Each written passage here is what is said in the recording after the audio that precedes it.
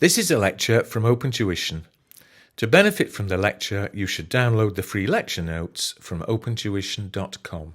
This is the second lecture on the pricing chapter of the paper F5 lecture notes. And if you're wondering what that is on the screen, I'm about to explain. But in the previous lecture, we went through cost plus pricing, which was focusing solely on the costs. In this lecture, we're on to the next page, which is called Optimal Pricing, where something I spoke about earlier, we're going to try and take account of the effect of price on demand. That if you charge a higher price, you may sell less. If you charge a lower price, you may sell more. So that's what we're going to look at. And you'll see it's headed up here, tabular approach. There are two approaches, as you'll see, to the same sort of question. This one is where you're given the question, effectively is a table where we need a table. And so that's what I've written up on the screen.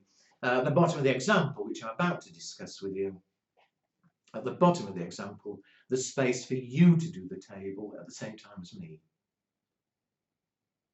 But look at the question. It says, Kennedy plc has established that the price-demand relationship is as follows. I don't know what we're producing, but if we charge if we charge $16 per unit, we'll sell 100. But if we're prepared to drop the price, if we drop it to $15.50, we'll sell more, we'll sell 200. Drop it to 15 and we'll sell 300, and so on. So that's what I was referring to earlier. If you're prepared to reduce the price, then of course, although we'll make less profit per unit, if we sell more, it may be better. They've also established that the cost per unit for production of jars of coffee, I don't know where that came from, forget jars of coffee, the cost per unit for production is as follows. That if we sell 100, the cost per unit will be 14. If we sell 200, it'll only be 13.90, and so on. I don't know.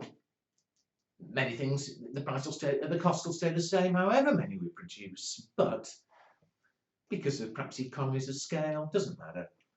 But here, the cost per unit is falling slightly the more we produce.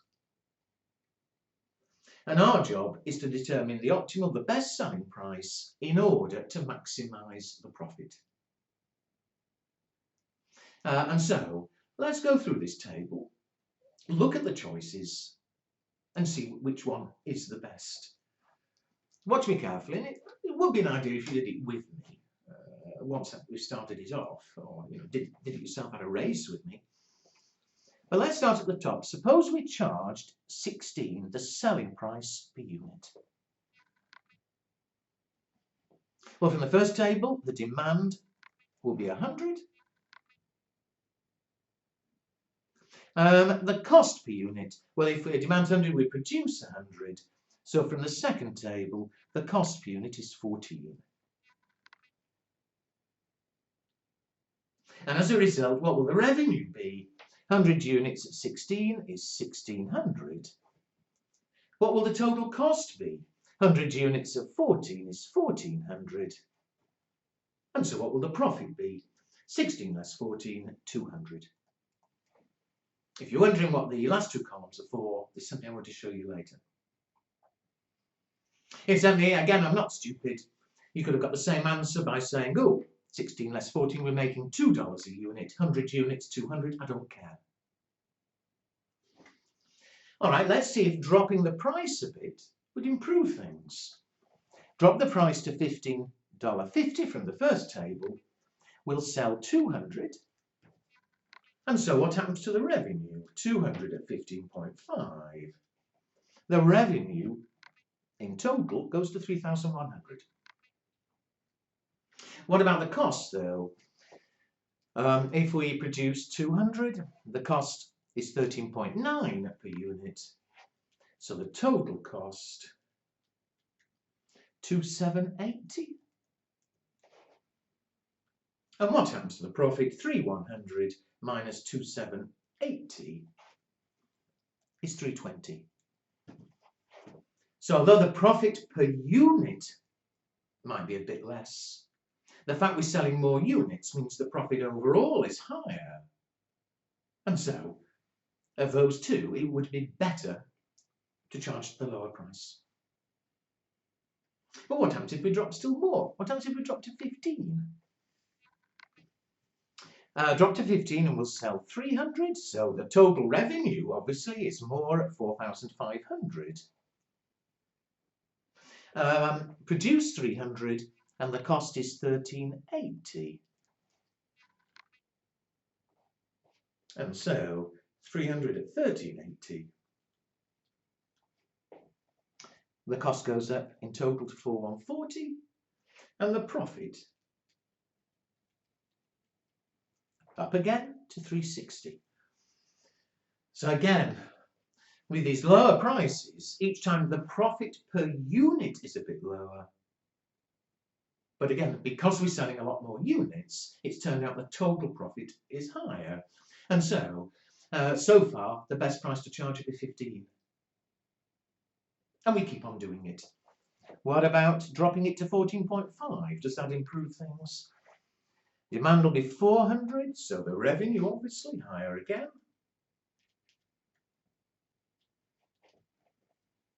5,800. The cost 13.7 goes up to 5,480. And therefore the profit 320. That wasn't a good move, dropping it to 14.5, because although we sell a lot more, the total profit is down a bit. Now I'll just do one more before I say any more. Suppose we did drop it to 14. The demand will be 500, so revenue becomes 7,000. The cost per unit 13.6, so the cost becomes 6,800. I think I've got my arithmetic right there. 500 at 14, 500 at 13.6. 6,800, yes I have. Profit falls again up to 200. And I'm not going to carry on because when you've got a nice smooth pattern as you have here, in fact, it went up, it reached a maximum, the profit, it would carry on falling. I mean, by all means, finish that off and check yourself. But the profit would carry on falling. And in fact, the maximum profit is 360. And therefore, what selling price should we charge? We should charge $15 per unit. Now, I do hope I've made that clear. We could charge less and sell more units, but the profit will be lower. We could charge more and make make more profit per unit, but total profit will be lower. The optimum, the best selling price would be to charge $15. Now then, although if you were asked that question in the exam, what I've done there is fine. There is the answer, charge 15. I must show you another way we could have actually come to that answer. Now, it may look rather unnecessary. It's a bit messier. You're going to have to watch me carefully. But I do need to show it you for two reasons. Firstly, because you could be specifically asked to do some calculations on this next bit. But also, although this is tabular approach, there's another approach using equations which needs your understanding of what we're about to do. So don't worry, it won't take long. But effectively, I'm going to do the question again, but slightly differently. This time, we're not going to calculate the total profit, however obvious that may have been. And I'm going to use these last two columns, marginal revenue, marginal cost. What we do, we start at the top again. Same table, incidentally, apart from the profit figure. If we charge 16, cost 14, we make a profit, boom. But we want to know, is it worth dropping the price down to 15.5? And we say, well, okay, if we drop the price, the revenue will increase. If we charge 16, we get 1,600. If I drop the price, the revenue goes up to 3,100 because we're selling more. And how much is the extra revenue? The extra revenue, 3,100 minus 1,600, as an extra 1,500. Well, the other word for extra revenue is marginal revenue. Dropping the price gives us an extra 1,500. But what about the costs? At 16, the cost was 1,400. Drop the price and the costs go up because we're selling more. They went up to 2,780. And so, dropping the price, the extra cost, the difference, is 1,380.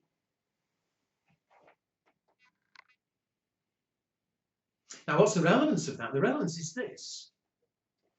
We started with 16, and whatever profit we happened to be making at 16, all right, it was 200, but whatever it was, if I drop the price, we get extra revenue of 1,500, we get extra costs of 1,380. Surely, if the extra revenue is more than the extra cost, we'll get extra profit. Think about it.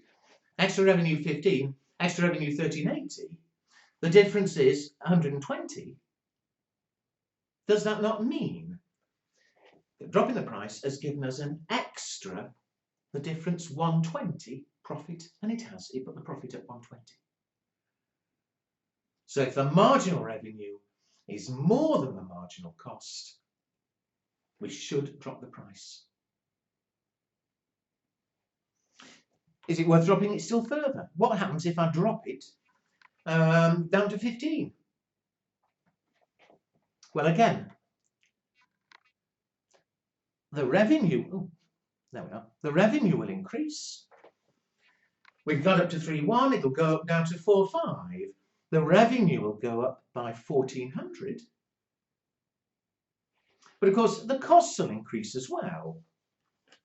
The costs will go up 4,140 minus 2,780 by 1,360.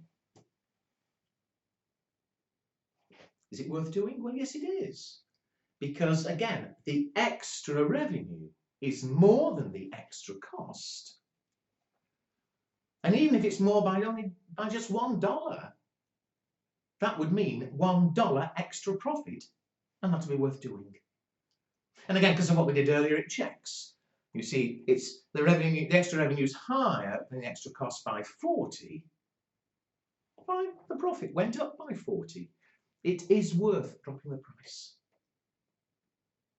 And we carry on like that. Next one, drop it down to 14.5. The extra revenue, 4,5 up to 5,8. The extra revenue is 1,300. What happens to the costs? 5,480 minus 4,140. Go up by 1,340. I said earlier, if the extra revenue is more than the extra cost, we've got extra profit, it's worth doing. But here, the extra revenue is less than the extra costs. It's not worth doing. We've reached the maximum. We dropped from 16 to 15.5 to 15. It's not worth dropping anymore. And again, I know we already knew, but 15 is the optimal selling price. Now, as I said before I did that, that's clearly, although it's not hard arithmetic, that clearly is taking a bit longer than doing the obvious thing, working out the profits. and I know I've said this, but I will repeat it. If all the question does is give you something like that and say, what's the best selling price? Fine. You may as well just go straight to the profits as they did at first, and there's your answer. But you must make sure you understand what I've been doing with marginal revenue, marginal cost. Mainly because when I come to the other way of dealing with this sort of problem, you'll see we'll have to look at marginal revenue, marginal cost, and you do need to understand what and why.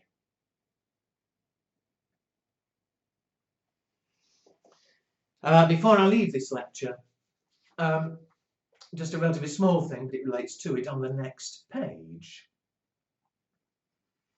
is price elasticity of demand. You see, what we've been doing there has been showing the fact that with many products, with a lower price, you sell more units. With a higher price, you sell fewer units. Now, it doesn't happen with all products. You know, some products, the price has very little effect on demand. You know, think about milk. Milk is almost a necessity. Whether they put the price up or down doesn't mean people are buying more or less. Other commodities, other products, it has a big effect. And so different products, different effects, you know, and we say that the more the demand is affected by the price, the bigger the effect is. We say the more elastic it is. Or conversely, those products where the price doesn't have much effect on the demand, well, we say they're not elastic, that they're inelastic.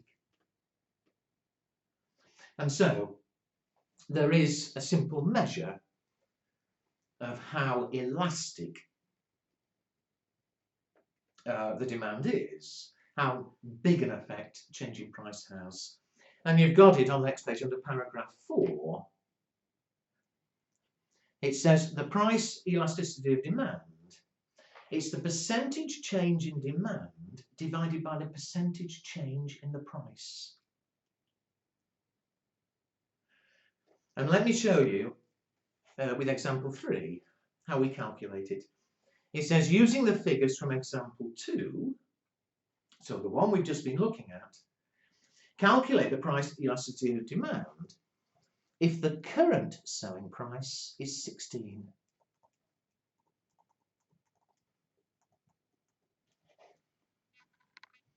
Now I'll do it for this one. You can have a go yourself afterwards. At the second one, it's 2 separate questions there. You can do it again, check what happens if the current price is 15. There's an answer at the back. But look back at the original table. If the current price is 15, what's the demand? The demand is 100.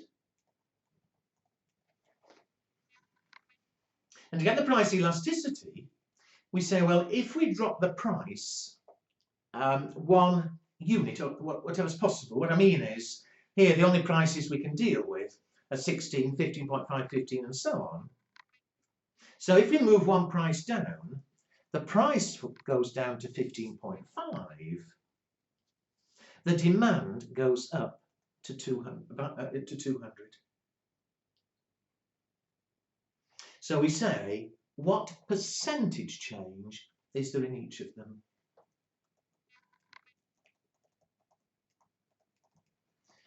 Well, in percentage terms, the change in the price, we're dropping it by 50 cents on a current price of 16. And so we're dropping it by, I think, 3.125%. That's a fall. Our demand, of course, goes up. And what's the percentage change? Well, of course, it's gone up by 100 on 100. It's gone up by 100%. So a 3% fall in the price has meant a 100% increase in the demand. And so the price elasticity of demand, the percentage change in the demand, which is 100, divided by the percentage change in the price, which is 3.125, which comes to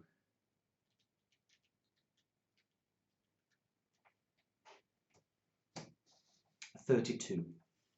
So it's a calculation, there we are,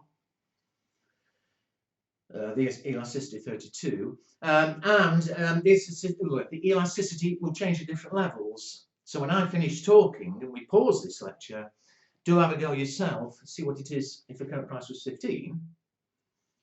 But two things in the exam. One is, obviously, you can be asked to calculate the figure, and there we are. Incidentally, strictly, it's negative. Because remember, the demand went up by 100%, the price went down by 3%. However, we don't normally write the minus sign. But as I was saying, you can be asked for the calculation, but also you can be asked to check you understand the relevance of it, what it actually means. And I've written below the formula, a high price elasticity would mean the demand is very sensitive to changes in price. A little change in price, a big change in demand. This is very high here. You know, it's only gone down by 3%, and yet the demand's gone up by 100%. On the other hand, you could have a situation where put the price down 3% and demand hardly increased at all. Well, then the price elasticity would be very low. We'd be inelastic. So again, we're going to have a pause, but do check the second bit of example through yourself. But in the next lecture, it'll still be optimal pricing, but I'll show you the other more likely approach in the exam, which involves equations.